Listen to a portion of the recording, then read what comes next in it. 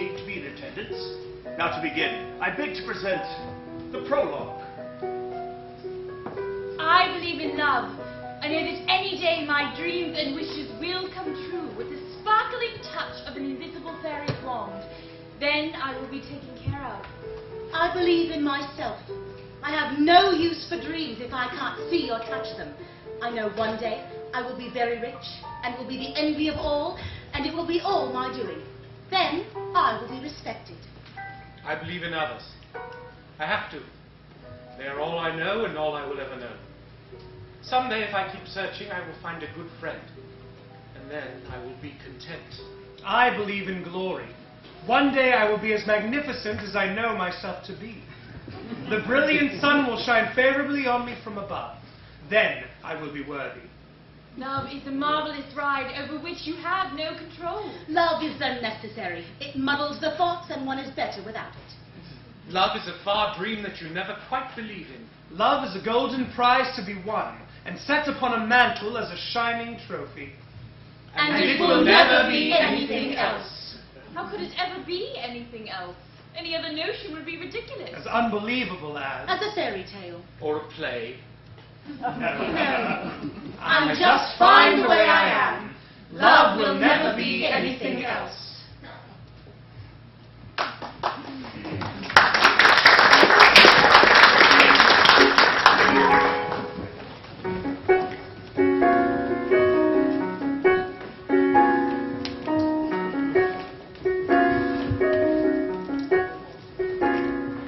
The story opens in the bakery of Miss Fielding. Ladies and gentlemen, Act 1, Scene 1. Miss Fielding, I've come all the way across Marie, town. you know 10 coppers is not enough for a dozen. I can only give you 11. Miss Fielding!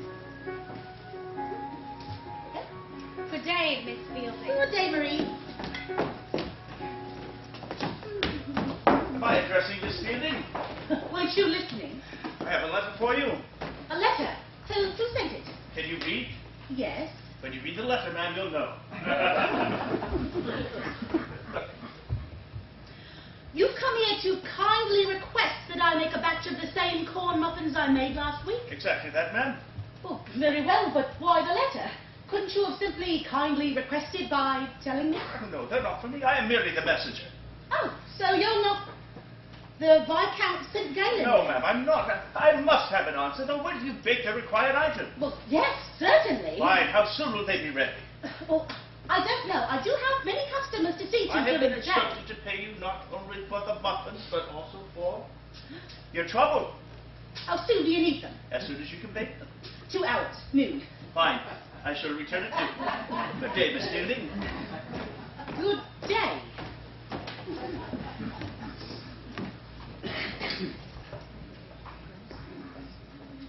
2 months and 10 batches of muffins later.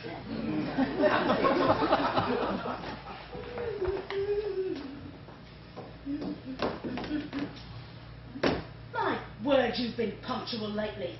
I don't even have time to brew myself coffee anymore. I don't want to be late now, do I? You've never been late in 2 months. Well, ahem.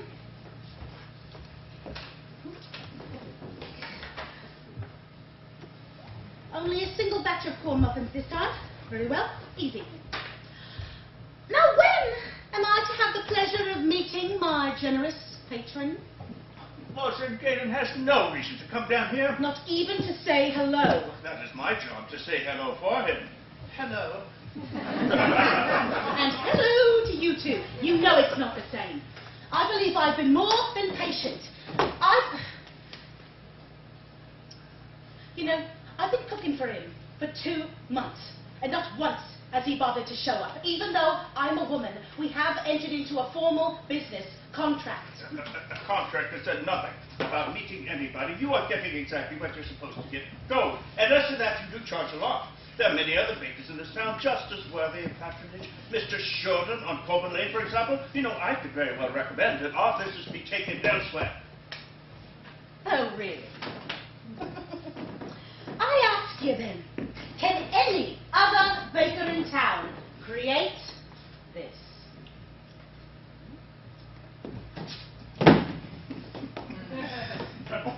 Well? That's strictly You see, I'm the best. You know it, and my precious patron knows it. Therefore, I believe I'm entitled to a little courtesy. I want to meet him. I told you he is very busy. Perhaps someday you will find the time and drop by. Well, I wouldn't even know him if I saw him in here. At least, tell me what he looks like. He is tall, yes, very tall. Bald with a great dark mustache. Oh, really?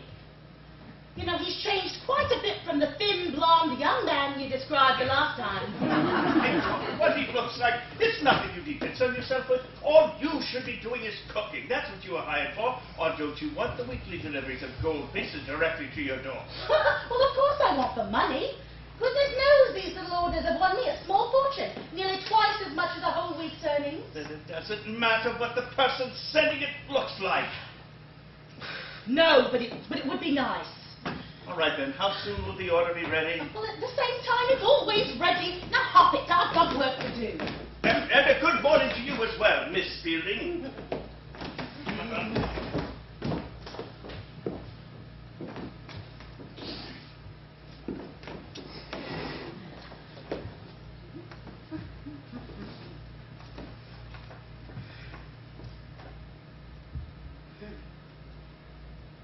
My dear Miss Fielding, I hope this letter finds you very well.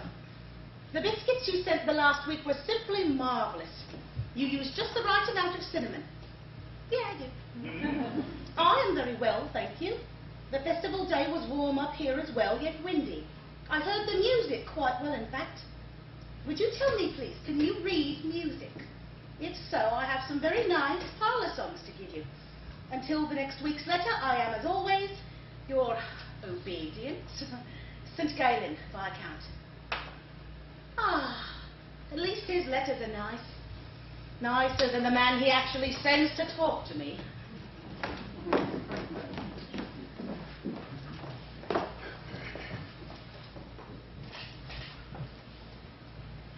We remain in scene 1, but we move to the following week.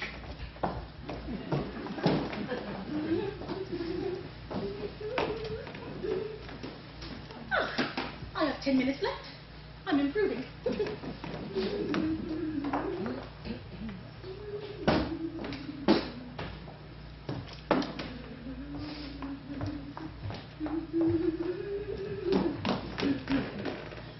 Oh! Ah, Miss Fielding, Yes? may I speak with you, madam, if it is convenient?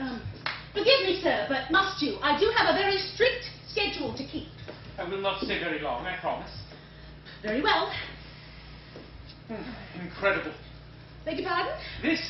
All this, every scent all mixed together, cinnamon, cocoa, nutmeg, and it's so warm here. Thank you, sir. What exactly did you wish to speak to me about? Well, in truth, I suppose I did not have anything in particular to say. I simply wanted to talk to you. Well then, is there anything you'd like to say? Oh, yes. But too much is the same as nothing at all. Yes, I suppose you're right. Perhaps you should think on it. Perhaps you should come back when you have a definite question in mind. I would chat, sir. Really, I would. But at the moment, I'm expected to have an order prepared, and I have only a few minutes left. An order? Yes. Yes. A very special order. I have a duty to a patron, a nobleman who has, very little patience with those who disappoint him. Really?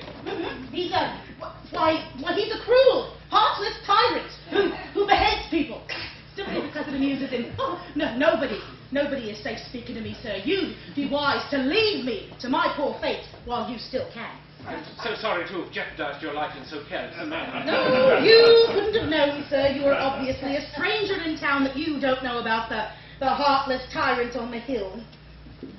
On the hill, you say? And what would the name of the odious man be, so that I may avoid him at all costs? Why, it would be none other than the evil Lord St. Galen, sir. And I hope you never cross his path. Neither do I. I do hope we can speak again under less dire circumstances. If I'm still alive, sir, if I'm still alive. Why, sir, what are you doing here? There you are, Henderson. I was looking for you earlier. Forgive me, my lord, I am not expecting to find you here. Well, neither did I. It was all a sudden whim, really. I'm sorry to surprise you like this. I could return when you are ready to leave. Actually, I believe you're right on time. The order is just about ready.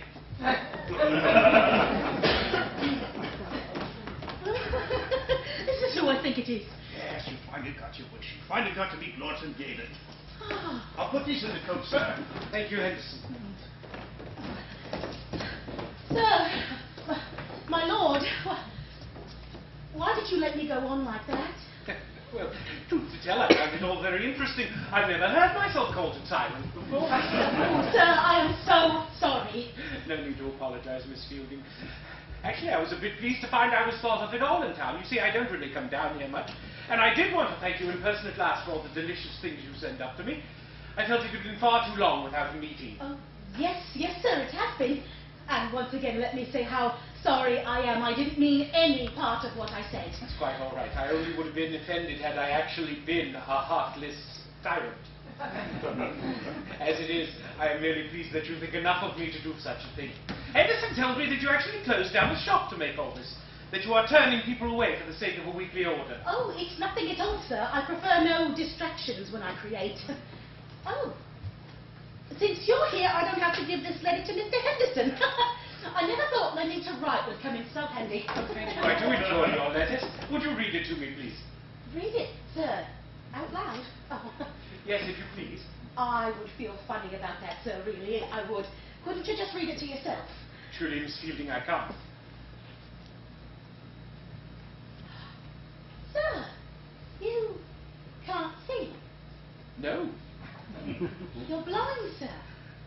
All this time. For quite a while, actually. My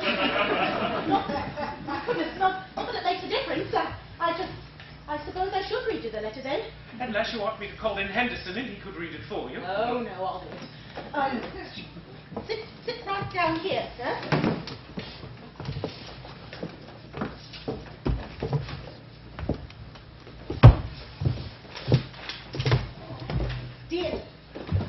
Dear sir, thank you.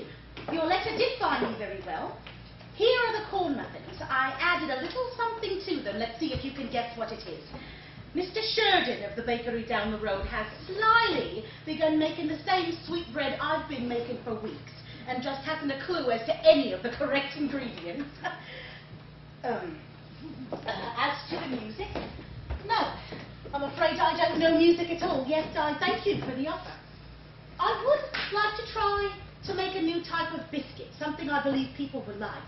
Would you mind, sir, if I sent you a small batch of them to try next week? I trust your taste, and if you like them, I will continue to bake them. Until next week, Miss M. Fielding. What's funny? It's just nice to hear your voice, that's all. And in answer to your letter, yes, of course, I would love to try anything you bake. I am honored that you trust my taste. Miss Fielding, I was going to mention this in my next letter, yet now that I am actually here, I may as well ask you now. I would like to suggest a revision in our contract. A revision, sir? Yes, I've been thinking. I do enjoy the letters that you send with each order. I have been wanting to write you more, yet I could not ask poor Henderson to come all the way down here for the sake of a letter every day, so if it is not too presumptuous of me, I would like to suggest a situation as my cook. A situation? Yes, I do currently have a cook, yet I like what you bake quite a bit more. If you would agree, I would see to it that you have everything you need to make your masterpieces up there as well as you do down here. So if it is not too presumptuous, I would like to humbly ask if you would be my cook. Sir, I don't know what to say. I'm flattered at the offer of such a thing, yet... Yes? Yet, sir, you may not have noticed, but in the whole of the town there is only one woman who owns and runs her own shop. Me. I've been in charge of my own life for so many years, and I don't enjoy the notion of being employed by anybody but myself. I mean, no disrespect, and I have no wish to jeopardize the arrangement we currently have. I hope you understand, sir. I do. In talking to you now, I can't see you answering to anyone either. Miss Fielding, why not consider it a professional visit? See how you like it for a month or so. You would remain a free agent, of course. Oh, I don't know. See. I do have a shop to keep, and I don't keep an apprentice or assistant. See, the St. Ahmed Fair is only 2 weeks away, and I would disappoint everybody if I didn't make my special cakes for the day. I would lose too many customers and too much money. I would make up for any capital loss. I would continue your weekly payments of gold, of course. In fact, by George, I'll double it. Double it? Just for cooking for you for a month? That is my proposition. Anything you wish to bake, of course. The kitchen is yours. It will give me a certain social standing, won't it? To have been the one in the entire town to have been chosen to cook in the home of an actual lord. And will Mr. Sheridan eat his hat? I'll be the richest baker in town. Sir, you have a baker. Ah, hurrah! Miss Fielding, I am glad. I will need a few days, though, to send word to my customers that I will be taking a holiday and that I will be back. I don't want them to abandon me, after all. They would be fools if they did. Do you need assistance? Well, please shout if I'm about to walk into a wall. Could you show me where the door is? Oh, yes, of course, sir. Here we are. It has been an honor, Miss Fielding. A few days then? A few days then, my lord. Henderson! Double the gold. Double the gold! Oh, yes. I will certainly have to send Mr. Sheridan some sauce for him to eat his hat with.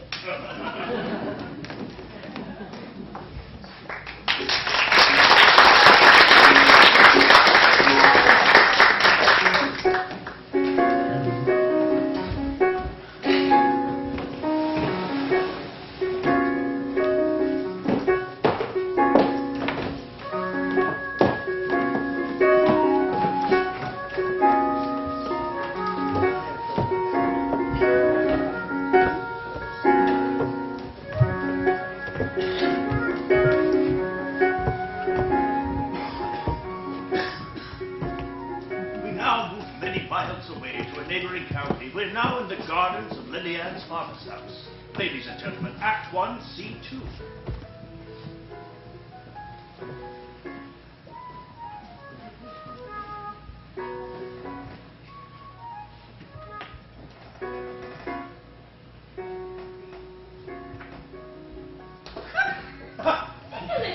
Lillian! What are you doing sneaking about? I thought you would perhaps enjoy some conversation with a man who desperately loves you. And does my father know you're here? I may have been spotted by the gardener. Really, my darling, I think you are more than welcome to use the front door. Ah, yes, the ever so thrilling front door. Tell the truth, my love, you would rather I swept you away over the garden wall. Right now, I would rather you return to my book. An examination of the flora indigenous to the lower shires. Come now, my dear. The only flora you need to examine is the flora I give to you. Oh, it is lovely. Compared to the hand that holds it is a weed. Regarding my hand, Nicholas, when do you propose to approach my father? All in good time, my dear. But it is a good time now. Father is in a lighter mood now that our farms are doing Oh, well. my dear, listen to you. One would think you were asking me to marry you. That is the only way it will ever be done. You know it will be done. And when it is done, rest assured it will be an adventure. I will promise you that. No run-of-the-mill milquetoast proposal will do for you, my love. Very well. Now then, I have some good news about this Thursday's hunt. Oh, are the puppies ready? Puppies no longer. They are fully fledged and ready for their maiden chase, so to speak. Oh, I cannot wait to see them. What do you say then to a small visit to the kennels? I'm sure they would love to see their future mistress again. Of course. Oh, they are so eager, they can hardly wait. Come Thursday, they will know what it is to run, how it feels to target their quarry, the eternal thrill of the chase. The thrill of the chase. I see.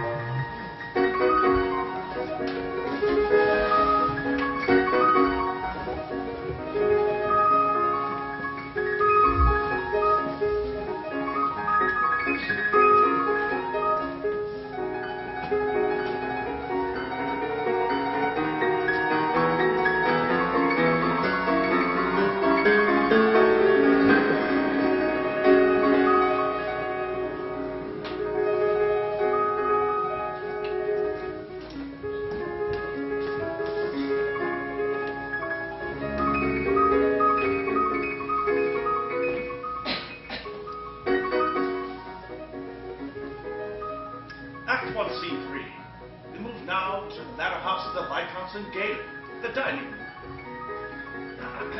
If you please. Miss Fielding, supper was delicious. Oh, why, thank you, sir. I thought you'd like it. No doubt in my mind. I don't believe it is possible not to like anything you cook. Oh, well, thank you very much, sir. Please wait. Yes, sir. Don't go. I would very much like to talk to you. Very well, sir. In fact, why don't you join me at the table? Me, sir? At the table? Yes, indeed. Why not? Henderson.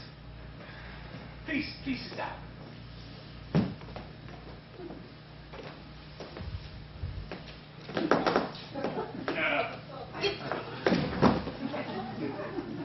Thank you, Henderson. That will be all.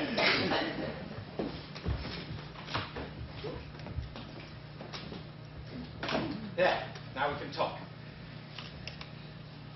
Forgive me, sir, but are you really blind? Yes, why do you ask? Because you seem to know everything that goes on around you. You knew I was in the room. You knew I sat down. You knew when Mr. Henderson left. Well, I'm sure that if Mr. Henderson would like to go, he has his own supper to eat. As for you, I could hear those shoes of yours in the next room. Oh, I'm sorry. I'll wear softer ones from now on. No, never mind about that. It's actually nice to hear activity. I need a little reassurance now and again that I'm not alone. My footsteps actually help a great deal. Sorry, Oh, what was the Oh, I'm sorry. You go first. No, you first, please, I insist. I was just going to ask you how old your house is. It must be very old. At least the ovens are. They're larger than the ones I use. The house is over 300 years old. As for the ovens, they were made large, I suppose, to feed hundreds of people at a time. This house was not always as empty as it is now. When I was younger, there were many people here. Now you. Now me what? Now you say what you were going to say. Oh, I was going to ask you how you're getting on here. Are the rooms comfortable? Oh, yes. Yes. I've never seen such rooms. The parlour alone is larger than my entire shop. And the fireplace. The fireplace is wonderful. Those gargoyles at the base of it would have frightened me to death when I was little. Ah, yes, they frightened me once upon a time. They felt too much like my father's dogs, though sharper of tooth.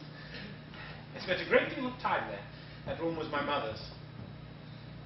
Oh, should I move to another room then, sir? Oh, no, she's not there anymore, and I'm sure she wouldn't mind her rooms being used again. Unless you're not happy there. Oh, no, I'm very happy there, sir, thank you. Well, what happens now? Oh, nothing but some dishes. I'll have them done very soon. No, I meant what should we do now? I should very much like to continue our conversation if it is not too inconvenient.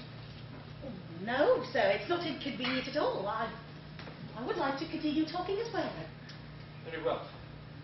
Very well. Where should we begin? Where were you born? Born? In Guildtown. In the back room of a bakery. On a sack of flour. Where were you born? Here. My father's cook used to actually sneak it on my plate. As you can imagine, I became very proficient at hiding vegetables. Yes, sir. I understand. I hate spinach too. Someone who understands my loathing for the dreadful stuff. And after that, I was selling more cinnamon cakes than ever, and Mr. Sheridan had no choice except to copy me. I did feel a little bad, though, about stealing some of his customers. I'm sure you did, but not that much. No, not that much at all. And with their death, I was alone here. And with the death of my cousin only 5 years ago, I find myself to be the last of my line. I don't think about this point often, as you can understand. Oh, yes, I do understand. Sir, I'm glad I could be here to talk to you now. Miss Fielding, I am also very glad.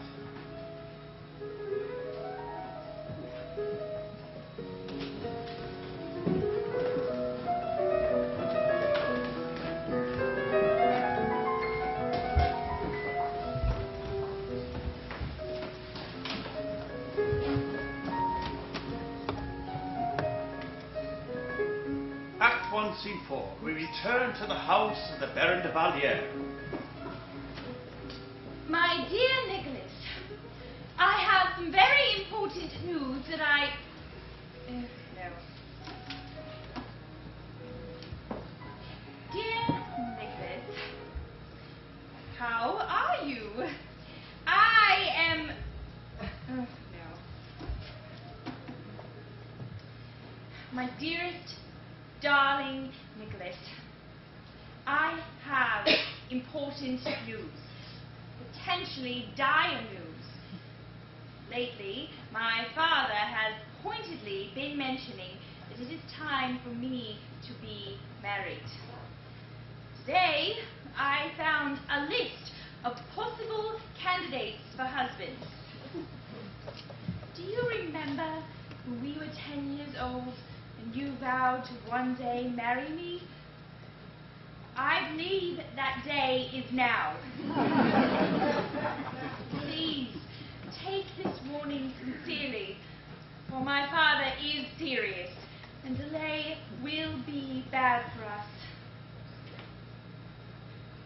Oh dear, no, he'll kill someone. Nicholas, I must speak with you immediately. Meet me at the southwest balcony. Urgently, Lillian.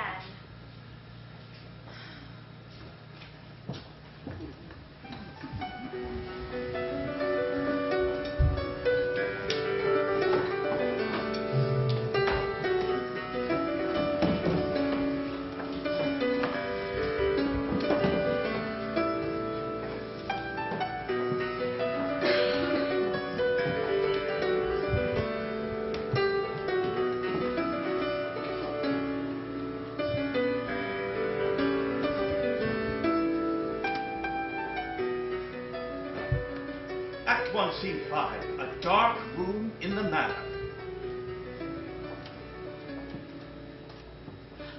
Where are we now? The music room. Are you sure? Very. The music room.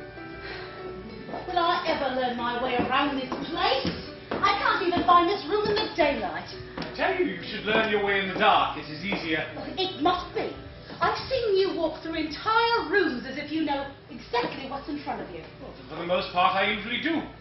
With the single exception of last week. Oh, sir! Are you still upset about that? Miss Fielding, I have not lost my way in my own home since I was a boy. All I wanted to do was make the room a little more cheery. How was I to know that all your furniture are landmarks? Oh dear, I can't forget you actually calling for help. We all came running, and there you were with that look on your face. Where the devil am I? Oh, I'm sorry. No, you're not. And really, I suppose neither am I. I actually enjoyed the surprise. A while after the fact, of course. Yeah. That is why I like having you here, Miss Fielding. Why? Because they make you lose your way in your own house. No, and yes. Everything about you is a surprise. Is that a good thing in your case? A very good thing. I wonder how well you would play hide and go seek. Well, I would certainly have no trouble finding you. How, sir? I don't wear hard shoes anymore. Vanilla, Miss Fielding, you always wear it.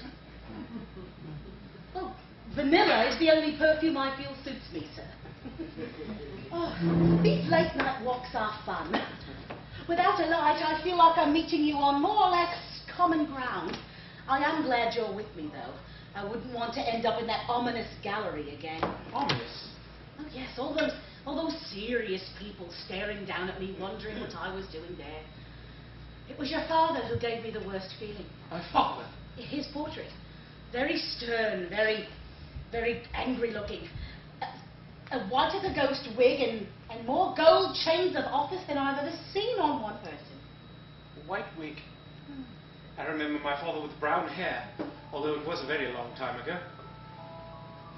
So, you weren't always blind then, sir? No. So, how did you lose your sight? Well, I had a very high fever. I was very ill. But I don't really remember much of that. What I do recall was afterwards. Things slowly kept getting dimmer and darker. What did you do? Nothing. I had no idea anything was wrong. I merely thought the light was going away, and I fully expected it to return, as if night had simply decided to arrive earlier than usual. Oh. It was all very confusing. I did a lot of bumping into things. My nurse, thinking I was merely a very clumsy child, did not bother to inform my parents. And then one day, it was dark. The lights were gone. I know the exact moment they went. I was standing at the top of the main staircase, holding onto the banister, looking to see who all the people were down below, and then darkness. I remember starting to cry because I thought if I moved, I would fall down the stairs. So I waited. I have no idea how long I was there. The next thing I know, my fingers are being pried from the banister. After that, there was a long and great commotion. No doubt, as everyone noticed, I could no longer see. And then... well, I don't really remember what happened then. Too many things to remember, I suppose. The doctors were called for, I'm sure. But really, I don't recall much for several years after that because things stopped happening to me. Oh, sir. How terribly sad. Yes, indeed. I can assure you if I had known what had happened, I believe I would have cried a great deal more. Sir, I can't imagine going through something like that. Unfortunately, I do not have to imagine it. Miss Fielding, I need to ask you a question. What do you look like?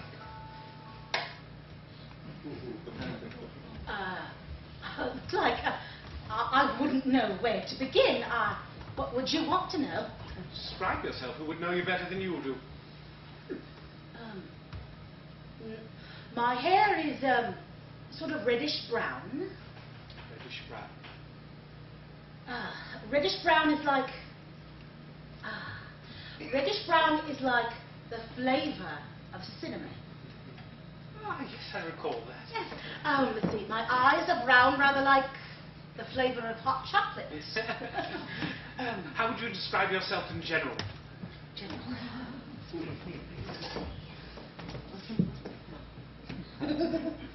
A layer cake. Each layer a different texture, a different flavour. Yes, it all seems to fit together. You must be very beautiful. Sir, I wouldn't know about that. Miss Fielding, what do I look like? You, sir? Well, you're taller than I am, yet you can no doubt hear that already. How would you describe me in terms similar to those you use for yourself?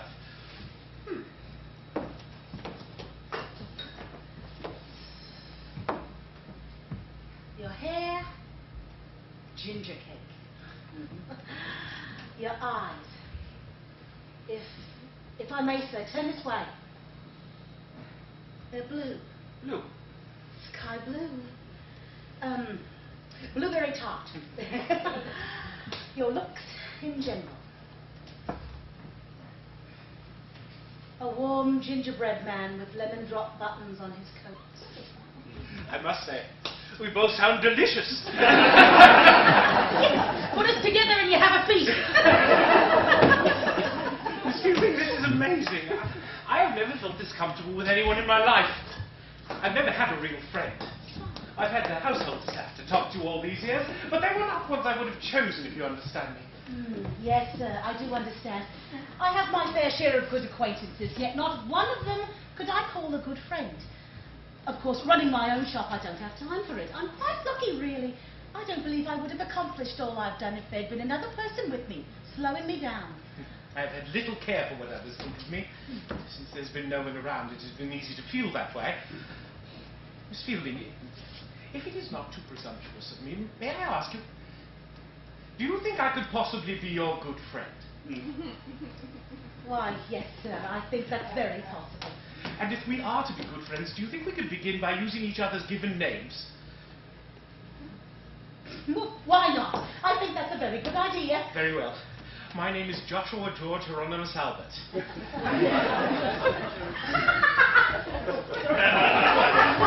What's the matter? Maybe I should simply call you Your Majesty. Forgive me, I just hadn't expected to meet so many people at once. I mean, all those names. What about them? Everyone has names. Sir, you could be a regiment. Well, I don't know what's the matter with my names. What are your names, then? Myrna. And? Simply that. It's all the name I've ever needed. Who are those 3 other people you are? They're all me. And Myrna is all me. And you're simply Joshua. Unless you want me to call you Your Majesty. No. I don't think it will be necessary. I'm sure Joshua's all the name I ever really needed. Myrna. Yes. I'm just testing it out. I'm sure I'll get used to it easily. For months now, you have only been the regal Miss Fielding in the letters. Regal. All the letters. Sir! How did you write all your letters to me? Well, actually, I didn't write them. I told Henderson what to write, and he put it down. And did he read all my letters to you? Of course. Really? I'm glad I didn't say anything too personal. You must trust these servants of yours a lot. I do. In my life, all there really is trust. Do you trust me? Yes. Remarkably, even after you rearranged the furniture. Miss Fielding, you are something I have not known for years. Take this room, for example. I believe I could explain it to you in great detail and be lamentably accurate. Could you? Sir, Joshua, sorry. What exactly do you remember seeing? Do I remember seeing?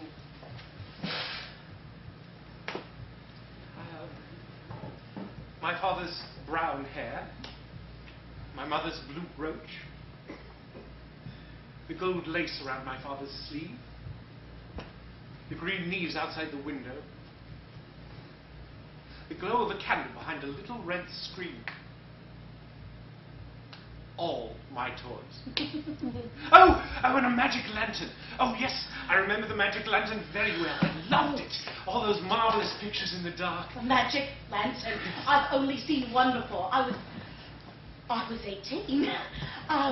It was a picture of a grand house, and a serving girl had just broken a jar, and a rich lady was kicking her through the window. As funny as this sounds, that was the moment that I decided which of the two I was going to be. I was going to be the lady, free to break as many jars as I wanted to. My favorite picture was of a musician. He was playing the cello, and as he played, the notes came alive and danced around him. Oh. When I play music now, I imagine the notes are doing the same thing. Sir, Yes. Joshua, I would like you to forget where you are Forget where I am. How? by listening To what? to your thoughts. How? I want you to try to recall everything you once saw. I don't think I can do that. Yes, you can. Just think. Let it all come back to you, like a magic lantern. The green leaves, the gold lace, the red screen, the glow of the candle. I remember. I didn't think I could after all these years. I mean, I would think about it, but I couldn't remember it. Now, I want you to know that all these colours are still here. Even though you can't see them with your eyes, you have other ways of seeing them now. Ways that no one else can use. It's all here. It's all still true. And it's all yours. Just like the pictures on the magic lantern you remember.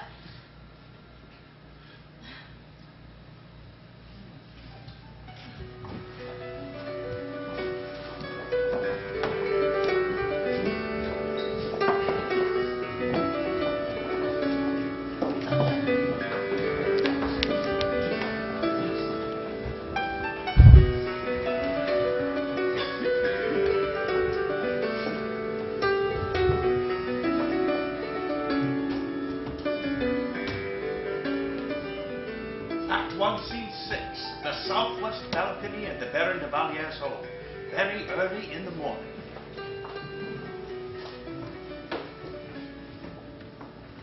Elizabeth. Elizabeth. Yes, I hereby relieve you of duty. But your father told me to stay I know. here. I will assume responsibility for it. You may go.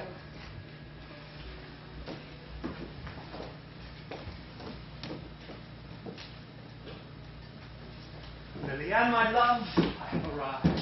Heavens, what hear you? Servants? Up at this hour? Yes, I got rid of them just in time. Ever since it was discovered that Lord Westermeyer had guards posted along his hallways, Father has insisted that the poor butlers stand around all night. Surprised he doesn't require them to carry muskets. Armed servants, my dear? What a silly little thought. Yes, I know. I received your note, my dearest. Now, tell me, what would be so urgent to matter as to worry this dear little brain of yours at this time of morning? Nicholas,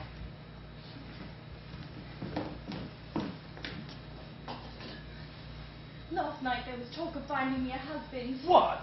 Yes, and I tell you now, if you have any honourable intentions that you have not mentioned to my father, now is the time to do it. But it's too soon.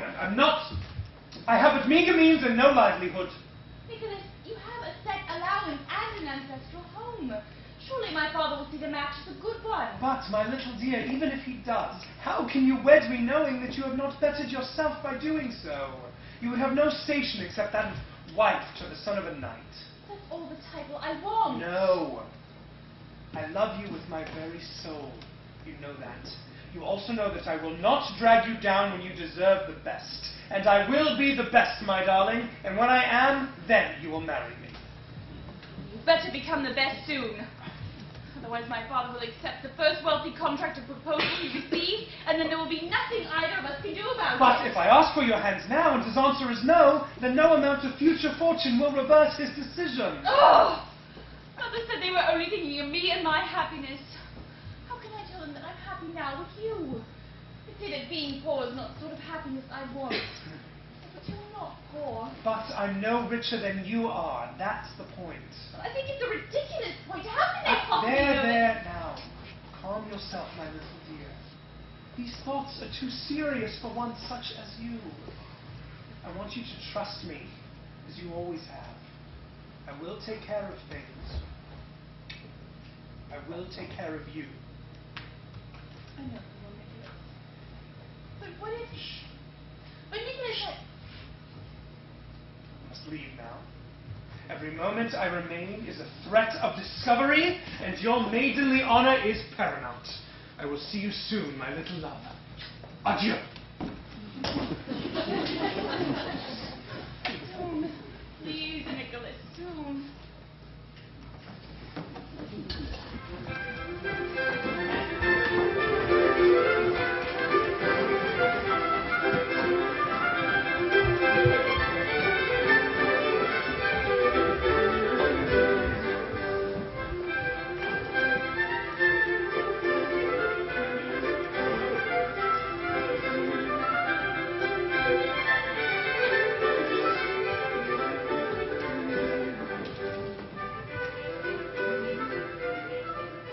Act 1, Scene 7, the manor kitchen.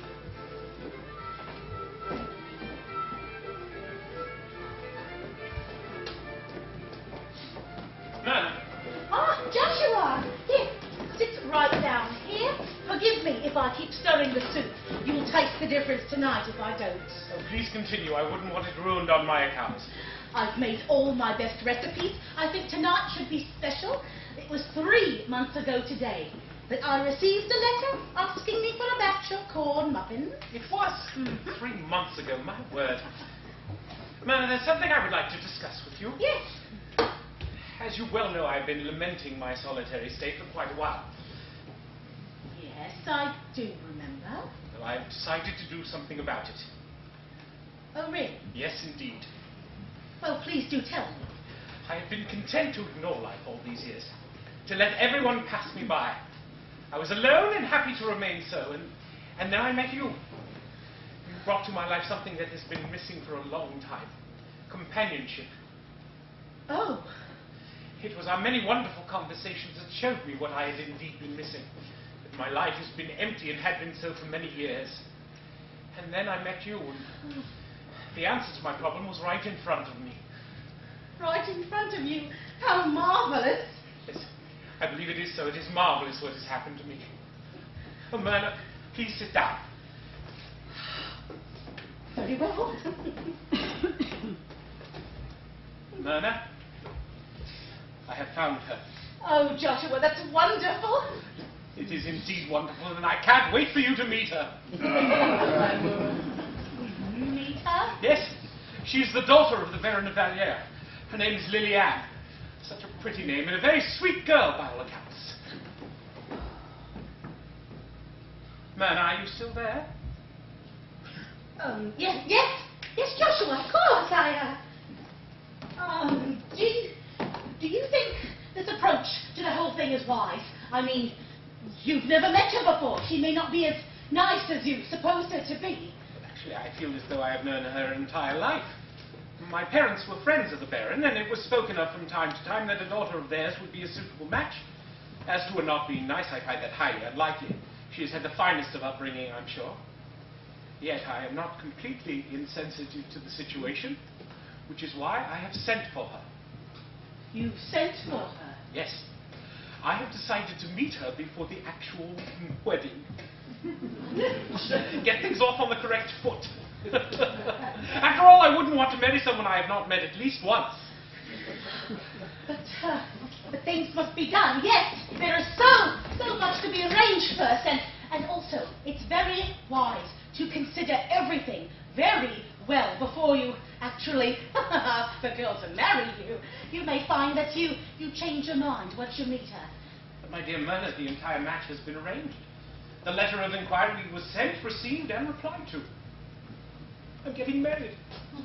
Oh my goodness. I can barely consider the prospect without laughing. And I owe it all to you. Truly I do. You were the one who put the idea of marriage in my head in the first place. I do apologize for the secrecy. I didn't ask you because I felt for the first time that I could accomplish something on my own. I know that doesn't mean much to you. You've been the mistress of your own destiny your entire life. I, on the other hand, have been politely and efficiently moved from place to place by servants. Now I'm actually choosing a helpmate who will be there because she wants to be, because she actually cares about me. Cares about you?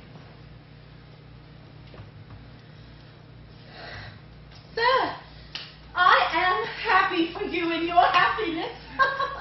It means now I can return home. Return home? What do you mean? Oh, just that, sir. You will have a wife now. And it is only right and proper that you spend all your time with her. I would only be in the way if I stayed. Dear Myrna, this is ridiculous. You would not be in the way. I would, sir. Who should know better than I that you have no social graces whatsoever?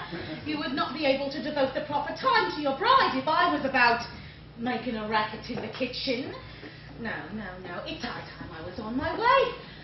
I must get back to my shop. I don't want to lose any more customers than I already have. It's very kind of you to consider such things, yet you know I will need you. Need me? In what way? To talk to me each morning at breakfast. To take strolls in the garden. To make fun of the ducks in the pond. You will have your wife to do all that with you? I need you to make the wedding cake. Sir, I'm sorry, but I must leave. Why? Why must you leave? It seems to me you want to leave. No, sir, Do you want more money? No. Sir. If it isn't a matter of money, then what is it? What do I do with my own business, sir? You needn't trouble yourself about it. I do need to trouble myself, as it affects me as well. I had assumed we had a very good relationship. A business relationship, sir? I took this job. You accepted me with the agreement that if I didn't like it, I would go back to my shop. You don't like it then? I did like it, sir. And that's why I'm doing what's best. For both of us. Then how come neither of us seems to like it? It's just the way things are. And the way things will have to be. Now, if you will excuse me, sir, I know you like supper served on time, and I cannot concentrate with distractions. I see. Will you be at supper tonight? Perhaps, my lord, if I have time. I do have a lot of things to do this evening.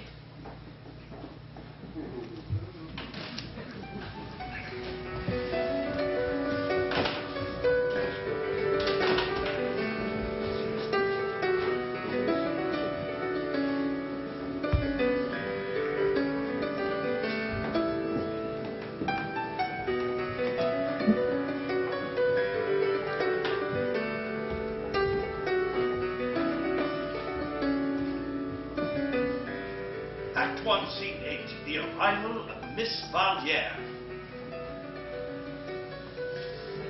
Please, be seated.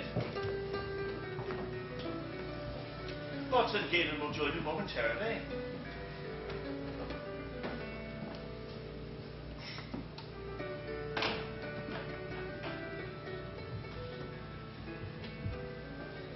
It is what is best for me.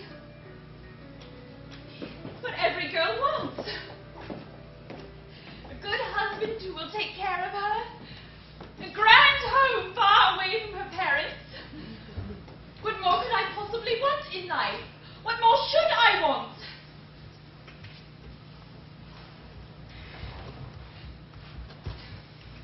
You're a fool.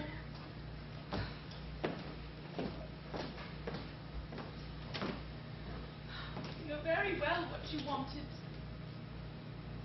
And now it's too late.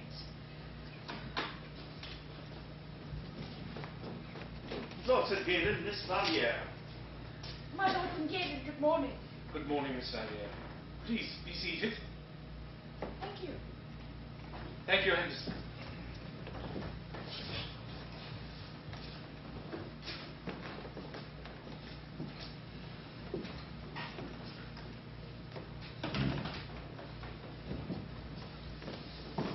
I hope your journey was a pleasant one. Oh yes, very pleasant, my lord.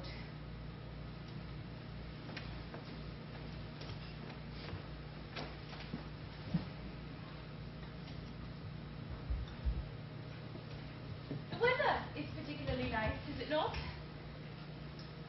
I would suppose it to be, Miss Valliere. I've not heard any news to the contrary. Oh, neither have I.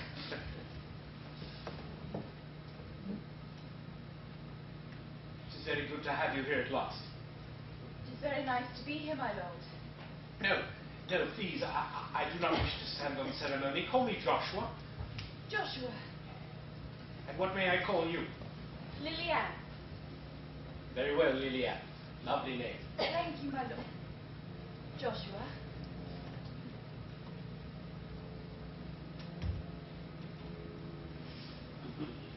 I do hope you will be happy here.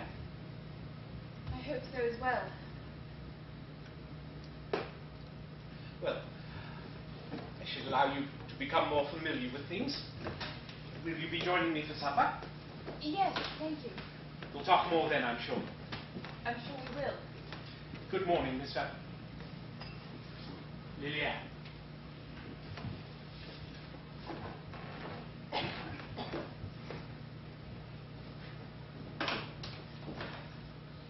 He is not younger than you thought. Well, have you learned all there is to know about the old place? Oh, I didn't think so. I only wanted a little. I hope you enjoyed yourself. I did.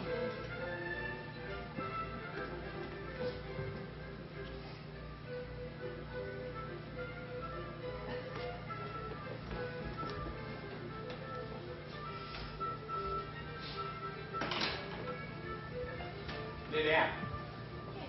I suppose now is a good time to ask. What do you look like? What do I look like? I don't know. Well, if you don't know, then who would? Oh, well, I have blonde hair, hazel eyes. Could you describe the colors to me? Describe them? Blonde is the color of barley. Hazel is the colour of... Hazel? Ah, must be very lovely. So, what did you do? I'm sorry. Forgive me, please continue. What did you do today? I explored the ballroom and the gardens. I suppose it will take a little while before I no longer feel like a guest here. Is there anything I can do to make you feel more comfortable? Oh, no. No, I don't think so. I simply must get used to things, that's all. Ah.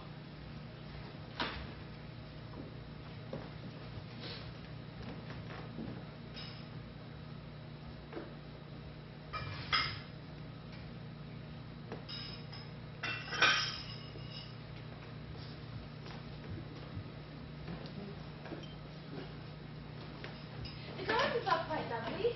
Such a charming, overrun quality to them. Yes. I suppose they would be rather wild. It has been a time since anyone was here to actually see them. There was one spot, however, that was remarkably well kept. It was against a wall. I only stumbled on it by chance, really. It was growing small new plants with pretty, very little flowers, and all with the most interesting scents. Yes, that would be Miss Fielding's garden. Miss Fielding? She was my cook. Was? Is she no longer here? No, she returned home. Oh, I don't understand. She was your cook. Yes. Yet she was no ordinary cook. She was decidedly special. Special? Oh, what could be so special about the cook? Was she for it? Well, in a way, I suppose she was. Miss Fielding was a dear friend of mine who stayed here as cook as part of an agreement we had. What sort of agreement? I would call it a culinary agreement. She was the finest baker in town, and I was lucky enough to secure her services, if only for a short time. Why did she leave? The contract expired. How odd to keep a contract with a servant. Miss Fielding was anything but a servant. She was indeed a splendid friend who did not have to stay, and yet she did, even though it meant losing money of her own. Far from being a paid menial, she was quite the intriguing companion.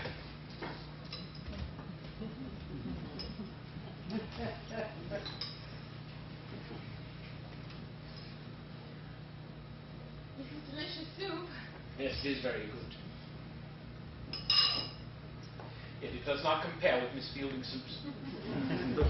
She used to keep a cauldron of it, simmering all day on the fire, and she used to add things to it whenever the fancy struck her. I myself even added ingredients on occasion. Really? I wish I could have met her. And so do I. You would have enjoyed the breakfasts in the morning, the wonderful conversation, the delightful way she had of creating images in your mind.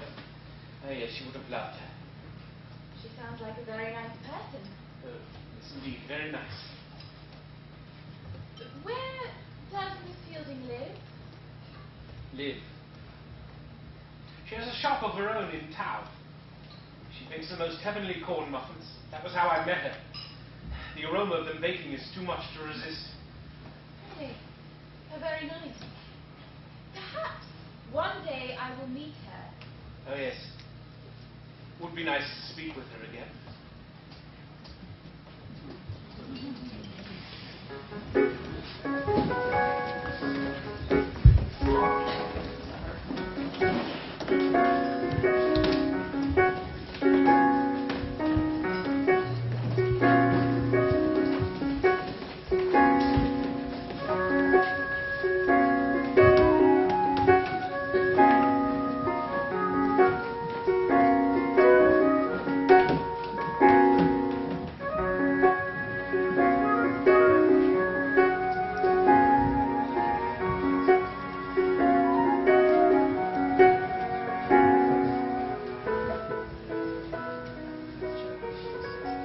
Act 1, Scene 10.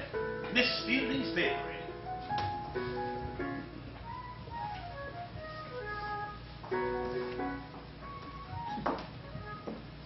Excuse me. Excuse me. Oh, forgive me. I hadn't realized anyone was still here. What may I assist you with, my lady? I beg your pardon. You are Miss Fielding? Yes, my lady, I am.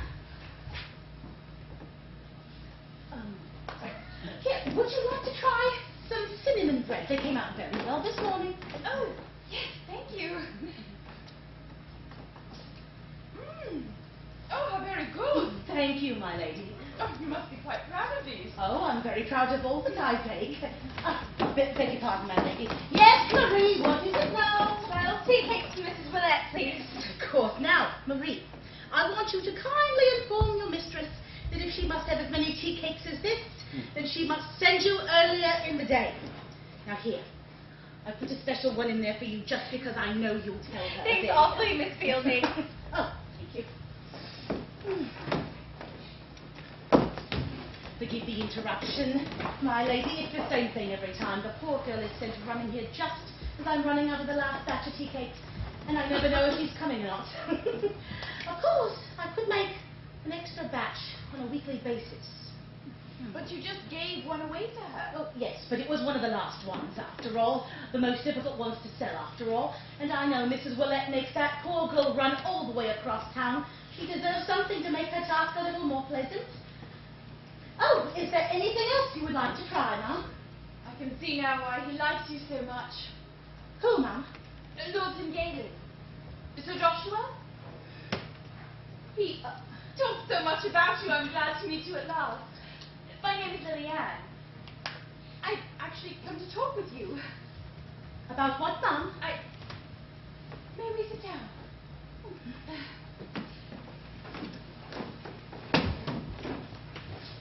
I came to you, Miss Fielding, because I believe we have something in common. Well, someone, actually. Lord St. Galen, of course. Yes. I know you were his cook for a time, and that the two of you became good friends. Yes, I was. And yes, we did. Yes. Well, ever since I arrived last week, I've noticed things I can't help noticing, really, around the manor. Things you had done. Oh, and it was that first night that I believe he inadvertently showed me his heart. Please stop telling me this. Forgive my manners, Ma'am, but I am in no mood for polite tea chat. I could tell you that I am very happy for you, but I would not be telling the truth. We have something else in common, Miss Fielding. We are both in love. How wonderful. No, please. You must let me finish what I was going to tell you. It's very important. Now, that first night, Lord St. Galen revealed to me more of how he felt than he realized. Words of such great affection. Please, I don't want Words to of hear affection any more for you, about this. Miss Fielding. It had occurred to me that you had been the predominant subject of conversation. And then when I asked him who you were, if I had had any doubts before they were gone, as soon as he began speaking. Doubts as to what? Whom he loved. Is this true? I believe it is. Oh, if you had heard the way he spoke! His face lit up and he was grinning quite foolishly. Yes, he does have a foolish grin sometimes, doesn't he? Only when he's speaking of you. Oh my goodness, then what I felt was true. Oh my goodness. I hadn't dared hope, but now after what you've told me, But oh dear. What's the matter? Well, you'll forgive me for saying so, but the matter is you. You're betrothed to him. Oh, I suppose it would appear so. But as I said before, we are both in love. I think that Lord St. Galen is a very nice gentleman, and I do like him. However, I love another. You do? Yes! His name is Nicholas, and he loves me too. He's the most wonderful man I have ever met. He's an accomplished horseman, a painter, a superb swordsman, and oh, we are. Oh, here I have a portrait of him.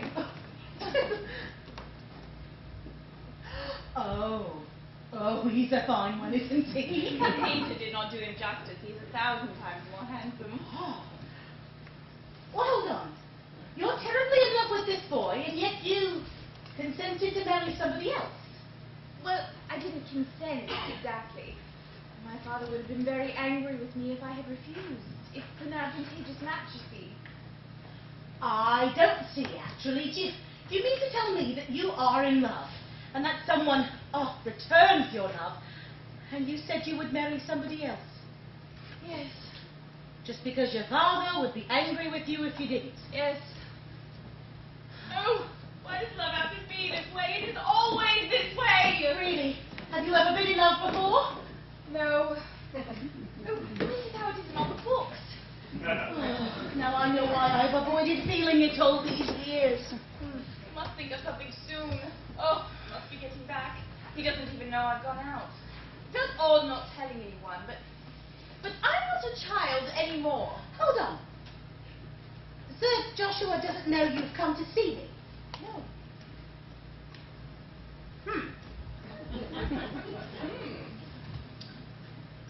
So, as far as he knows, you're just sitting in your room, dutifully awaiting your marriage, I suppose so. with no idea that you love another.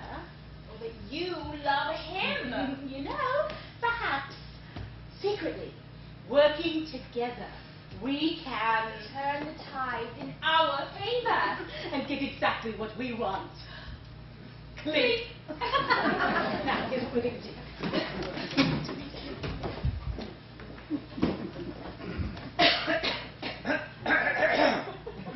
Ladies and gentlemen, this concludes Act 1. We shall now pause for an interval of 15 minutes so that the actors may learn their lines for Act 2.